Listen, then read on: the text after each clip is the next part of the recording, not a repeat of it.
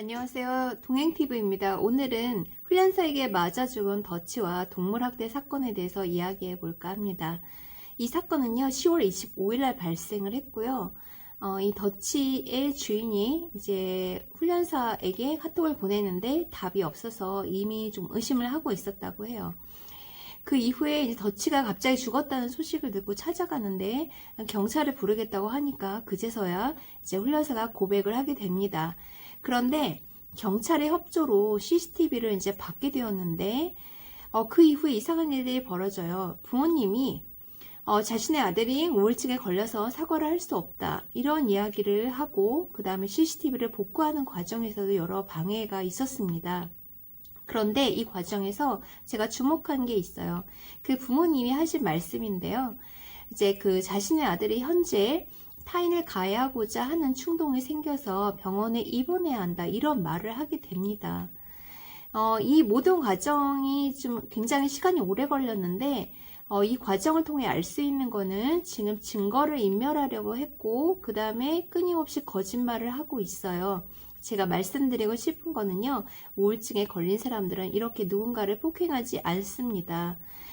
그 다음에 타인을 가해하고자 하는 충동이 일었다라고 이제 말씀을 하셨는데 이걸 통해 추정해 볼 수 있는 일이 있어요. 타인을 가해하고자 하는 위험이 있다라는 거는 이게 폭력성이 지금 계속 잔존해 있다라는 증거이죠. 사실 많은 동물학대 사건들이 증거가 제대로 없어서 처벌받지 못하고 이제 기소도 안 되는 경우들이 많이 있습니다. 이렇게 주인이 있고 사체가 남아있는 경우에는 부검을 꼭 하시라고 권해드리고 싶어요. 부검을 하는 것은 아는 동물병원에 가셔서 그냥 하실 수 있는 건 아니고요. 이제 수의과 대학이 있는 곳의 동물병원에서 이제 부검을 하실 수 있는데 혼자 개인적으로 가서 하면 잘 안 해주실 수도 있기 때문에 경찰에 반드시 협조를 요청하셔서 부검 요청서를 보내달라고 하셔서 받으시면 되겠습니다. 자, 동물학대 사건에 왜 주목해야 될 필요가 있냐면요. 얼마 전에 경의선 책거리 길고양이 사건이 있었죠. 이 사건으로 이제 법정에서 실형이 선고되었는데, 법정에서 판사가 이 범인이 반성하고 있다 이런 표현을 썼어요. 이 사건뿐만이 아니라 많은 사건에서 범인들은 판사님들에겐 다 잘못했다고 해요. 반성하고 있다고 하죠. 왜냐하면 좀 벌을 덜 받고 싶어서 그런데요. 이게 선고가 끝난 이후에 이 사람이 바로 항소를 했죠. 사실 반성하고 있지 않다라는 증거의 하나로 볼 수 있습니다. 동물학대 사건에 주목해야 되는 이유는 뭐냐면요. 이 폭력성이라는 것이 굉장히 연결이 되어 있거든요. 분명히 동물학대를 저지르는 사람은 다른 여죄가 있을 수밖에 없습니다. 좀 끔찍한 사건이긴 한데요. 역사적으로 보면 우리나라에서도 동물학대가 관련된 사건들이 있어요. 안양초등생 살인사건 같은 경우에 범인이었던 정성현이 나중에 체포된 이후에 여러 여자들을 보니 그렇게 많이 고양이들을 죽였다고 하죠. 그 다음에 여자친구의 부모를 가서 살해하고 전 여자친구를 강간했던 굉장히 끔찍한 사건이 있었는데 이 범인의 경우에는 현장에서 개를 세탁기에 넣어서 돌려 죽였습니다. 강호승이라는 연쇄살인범이 있었죠. 이 사람은 이제 개농장을 운영했었는데 여기서 이제 개를 길러서 파는 것뿐만 아니라 자기가 직접 도살을 했다고 해요. 당시 주민들의 증언에 따르면 강호승이 개농장을 한 이후에 눈빛이 많이 달라졌다고 합니다. 사실은 우리가 드라마 속에서 연쇄살인마들을 보면 좀 지적이고 굉장히 냉철하고 그렇게 해서 살인을 저지르는 이런 사람들로 알고 있는데 실제로 현장에서 일하시는 형사님들의 이야기를 들어보면 전혀 그렇지 않고요.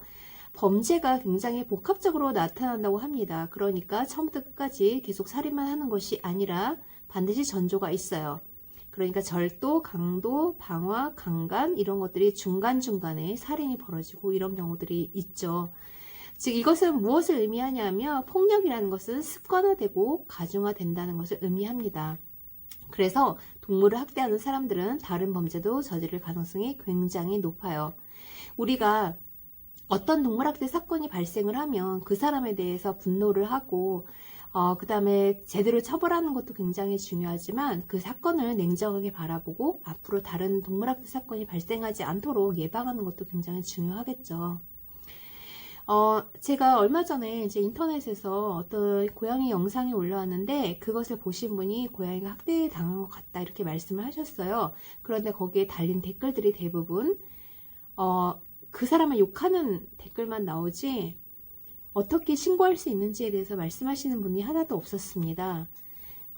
사실 모든 시민들이 동물학대 사건이 발생하면 이제 신고하고 제대로 처벌받을 수 있도록 끝까지 감시하는 것도 하나의 역할이라고 볼 수 있겠습니다. 고소와 고발은 누구나 다 할 수 있어요. 고소와 고발의 용어상의 차이는요. 고소라는 건 뭐냐면 범죄의 피해자 혹은 그 관계자들이 수사기관에 범죄 사실을 특정해서 신고하는 것을 의미합니다. 그러니까 더치 사건 같은 경우에는 더치의 주인이 이제 고소인이 되는 거고요. 고발과 고소가 같을 수도 있지만 다를 수 있습니다. 예를 들어 제3자가 하는 경우죠. 그러니까 우리가 어떤 동물학대 사건을 발견했을 때 하게 되는 것을 고발이라고 합니다. 어떻게 신고하고 어떻게 고발해서 어떻게 처리하는지를 여쭤보시는 분들이 있어요. 만약에 동물학대 사건을 보게 되면요.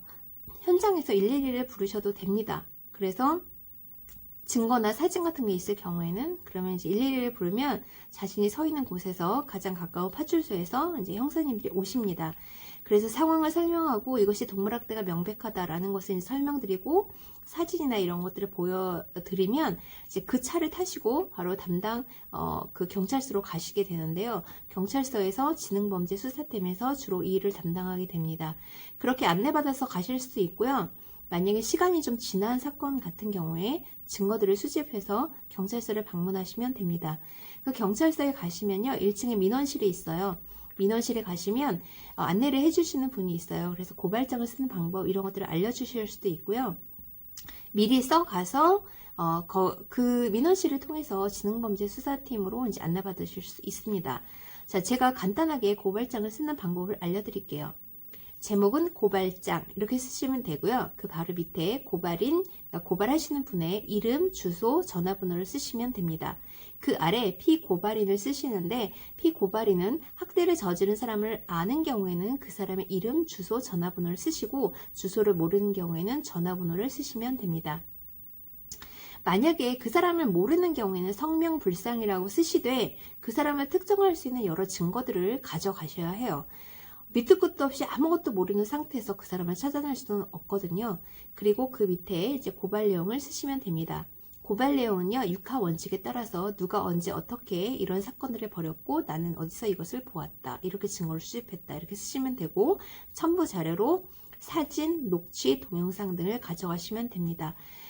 그냥 거기 그 자료에다 붙여넣기 하셔도 되고요. 그다음 USB에다 사진과 동영을 같이 넣어서 USB를 내시면 더욱 좋죠. 보통 지능범죄 수사팀에 가셔서 이렇게 상황 설명을 하고 고발장을 제출을 하시면 이제 고발인의 조사를 먼저 해요. 진술을 받게 되는데 형사님이 알아서 쭉쭉쭉 해주시면 좋겠지만 대부분 지능범죄 수사팀에 계시는 형사님들은 매일매일 동물학대 사건을 다루지 않습니다. 다른 사건들을 다루는 동시에 같이 하고 있기 때문에 동물학대에 대해서 잘 모르시는 경우가 있어요. 그래서 이것이 왜 동물학대고 어떻게 동물학대가 될 수 있는지를 최대한 잘 설명해 주시고 최대한 많은 증거들을 수집해서 갖다 주셔야 합니다. 자, 지능범죄 수사팀에 계시는 형사님들에게 부탁드리고 싶은 거는요. 사실 동물 문제가 사람 문제보다 더 중요하지 않다고 생각하실 수도 있는데 사실은 이거뿐만이 아니라 동물학대 사건을 통해서 다른 여죄를 살펴볼 수 있어요. 그러니까 너무 무시하지 마시고 잘 살펴주시면 좋을 것 같습니다. 그 다음에 이거는 그 경찰 혼자서 다 할 수 있는 건 아니거든요. 일반 시민들의 평상시에 많은 감시가 필요하죠. 이거를 위해서는 특히 아이들 같은 경우에 선생님, 그 다음에 주변 친구, 가족, 친지분들이 혹시 주변에 동물을 학대하는 아이들이 있는지 이런 것을 잘 살펴주시면 좋겠습니다. 얼마 전에 제가 좀 안타까운 사연을 접하게 되었는데요. 초등학생이 옥상에서 고양이를 떨어뜨려 죽였어요. 그런데 이제 옆에 있는 친구가 그거를 보고 너무 당황해서 영상을 찍어서 이제 제보를 주셨는데, 저는 그 영상을 보고 난 이후에 선생님을 꼭 만나보고 싶었습니다. 그래서 이제 어렵게 담임선생님과 통화를 하게 되었는데, 그 선생님이 하시는 말씀이 그냥 철없는 아이의 짓이라고 보시는 것 같았어요. 그런데 이제 저는 그게 굉장히 안타까운 거죠. 어린아이가 저질렀고 고양이 한 마리를 죽인 것에 불과하지만 폭력성이 서로 연결되어 있다는 점에서 그 아이는 앞으로 다른 학대를 벌일 가능성도 굉장히 높아요.